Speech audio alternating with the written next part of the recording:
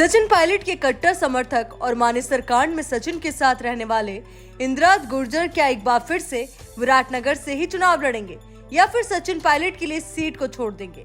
दरअसल बीच में एक बार खबर आई थी कि सचिन पायलट टोंक से इतर विराटनगर से चुनाव लड़ने की प्लानिंग कर रहे हैं। ये भी सच है कि सचिन ने एक सीट से कभी 2 बार चुनाव नहीं लड़ा। वहीं टोंक के समीकरणों में अगर मुस्लिम फैक्टर सचिन से छिटक गया तो सचिन के लिए जीतना मुश्किल होगा। ऐसे में सचिन क्या सच में इंद्राज गुर्जर की सीट से चुनाव लड़ेंगे? इससे पहले इस सीट का जातीय समीकरण समझो।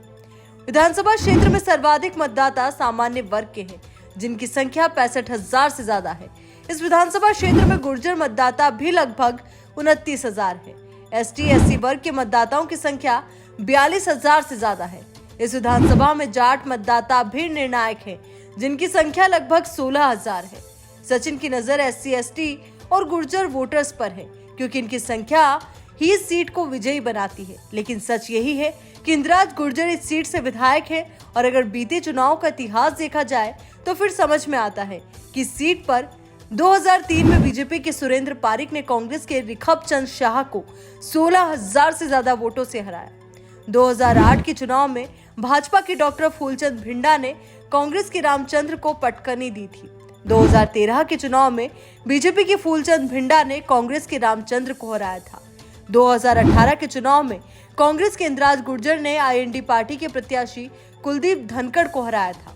बीजेपी प्रत्याशी फूलचंद भिंडा इस चुनाव में तीसरे स्थान पर रहे थे। इंद्राज गुर्जर को कुल 59,427 वोट, कुलदीप धनखड़ को 40,060 वोट और भाजपा प्रत्याशी फूलचंद भिंडा को इस चुनाव में मात्र 23,058 वोट प्राप्त हुए थे।